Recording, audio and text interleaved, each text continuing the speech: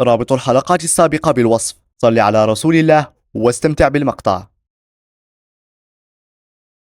تبدأ الحلقة بلقطة من الماضي لسايمون وبيتي في رحلة استكشافية، مما يبين أننا سنرى جزءا من قصتهما في الحلقة. نعود مباشرة لفيونا وكيك وسايمون. مثل ما رأينا في الحلقة السابقة، انتقل ثلاثتهم لعالم موازٍ جديد، هاربين من عالم مصاصي الدماء بعدما فشلوا في الحصول على التاج هناك.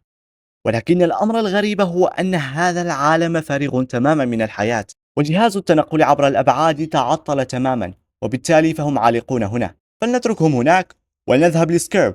وفي آخر مرة رأيناه كان في غرفة بريزمو، ولكنه اختفى فجأة، ولكنه في الواقع انتقل لهذا المكان المليء بهذه المخلوقات التي تعمل في وظائف متعددة، ومن بينها شخص كروي اسمه أوربو، وهو رئيس سكيرب، والذي عاتبه على تجاهل الإنذارات.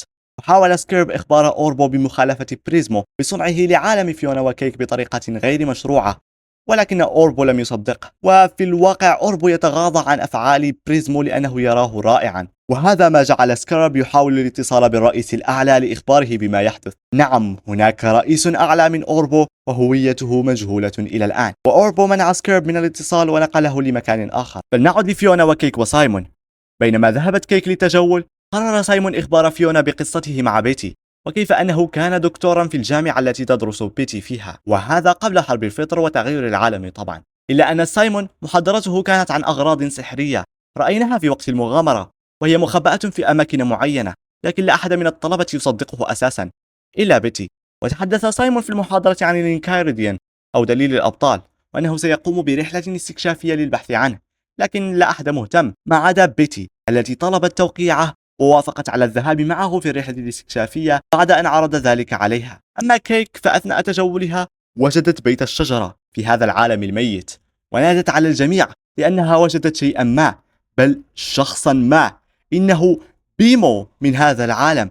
وبما أن سايمون يعرف بيمو في العالم الأصلي، سأله عن التاج، وبيمو يتصرف بغرابة ويعيش وكأن الجميع موجودون حوله، لذلك أخبره أن التاج في مملكة الجليد.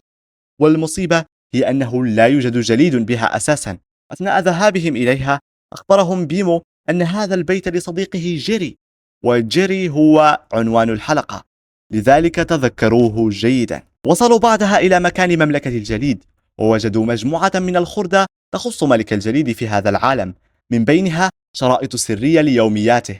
قاموا بمشاهدتها، وإن لاحظتم هنا ملك الجليد وضع تاجه داخل الطبول، وهذه نقطة مهمة سنحتاجها لاحقا. واستمروا في المشاهدة حتى انتهى الشريط، ولكن قبل انتهائه بثانية يمكننا لمح ملك الجليد يتحول فجأة لهيكل عظمي، بل حتى غانتر، وبالتأكيد لهذا علاقة بعدم وجود كائنات حية في هذا العالم. فيونا عندما رأت ملك الجليد في هذا العالم شعرت بالأسى على سايمون الذي يبحث عن التاج لوضعه مرة أخرى من أجل عالمها، والآن أصبحت تعرف أن الثمن غال. أخبرهم بيمو أن أميرة العلكة ستصلح جهاز التنقل عبر الأبعاد. هل هذا يعني أن أميرة العلكة لا تزال على قيد الحياة في هذا العالم؟ وهنا أريدكم أن تركزوا على فيونا وهي تنظر إلى كومة الخردة، وماذا يوجد بها؟ طبول ملك الجليد. وماذا يوجد بطبول ملك الجليد؟ التاج. حرفيا لقد وجدت التاج، ولكنها لم تخبر أحدا، وسنعرف السبب لاحقا. فلنكمل قصة بيتي وسايمون، حيث أنهيا رحلتهما الاستكشافية وقد حصل على الإنكايرديان. وسايمون خرج للعلن أمام الجمهور والصحافة محتفيا بإنجازه بعدما رفضت بيتي أن تسلط الأضواء عليها وغادرت. وقبل أن ينهي سايمون قصته لفيونا، وصل الجميع لمملكة الحلوى، لكنها مهجورة تماما. وبعد دخولهم لمختبرة أميرة العلكة اكتشفنا أنها ماتت مع بقية الشخصيات، وأن بيمو يقوم بتقليدها فقط، وبالتالي فهم سيعلقون في هذا المكان للأبد. وبينما حصل تضارب لمشاعر فيونا، حاول سايمون مواساتها بإكماله لقصته مع بيتي التي تركت له رسالة تبدي فيها إعجابها به وأنها ستغادر المدينة، لذا لحق بها وأخبرها بأنه يبادلها نفس الشعور. وبعد حوار رومانسي بقيت بيتي مع سايمون، وبما أن الرومانسية تفطر قلب بيمو قرر مساعدتهم باستخدام قلبه لإنعاش الجهاز المعطل، وهذا أدى إلى وفاة بيمو من هذا العالم منفجرا، ولم يتم إصلاح الجهاز بعد. وقاموا بدفن بيمو بحزن عميق، واتجهوا لآخر شخص في هذا العالم، جيري، ودخلوا بيته. ولكن الصدمة الكبرى هي أن جيري صديق بيمو هو نفسه الليتش. ليس الأصلي لأن الليتش نقل نسخا منه عبر جميع الأبعاد، ولكن الليتش يبقى الليتش. ودعوني أخبركم ما حدث في هذا العالم. تذكرون اللحظة التي تحول فيها ملك الجليد لهيكل عظمي؟ في هذه اللحظة ماتت جميع الكائنات الحية في العالم، لأن الليتش هنا استطاع تحقيق أمنيته وأخيرا، ولكنه فقد شغفه بعد أن أصبح بدون هدف ولم يعد مؤذيا. سايمون أدرك حينها أن هذا العالم غير صالح للحياة، وفي هذه اللحظة وفقط في هذه اللحظة أخرجت فيونا التاج من حقيبتها.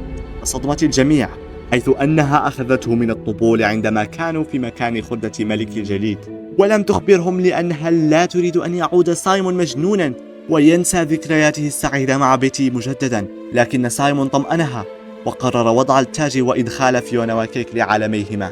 قام بالطقوس التي من المفترض أن تمكنه من التواصل مع بيتي المندمجة مع جولد، ولكنها تفشل في ذلك دائما وتفتح بوابة لعالم فيونا وكيك في رأسه، وهذا ما يريده.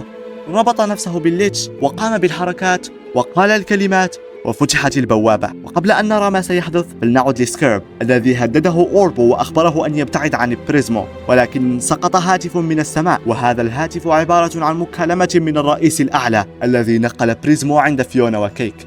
وهذان الأخيران انطلقا بسرعة ودخلا في البوابة، وفي نفس الوقت وصل سكارب قبل ثوان من وضع سايمون التاج على رأسه، وقبل أن يودع ذكرياته تذكر بيتي، وبالخطأ فتحت بوابة التواصل مع جولب وسقط فيها كل من سايمون وسكارب، والليتش يراقب من بعيد. ليصلك ملخص الحلقتين الأخيرتين ضع لايك واشتراك في القناة، وإلى اللقاء في مقطع آخر إن شاء الله.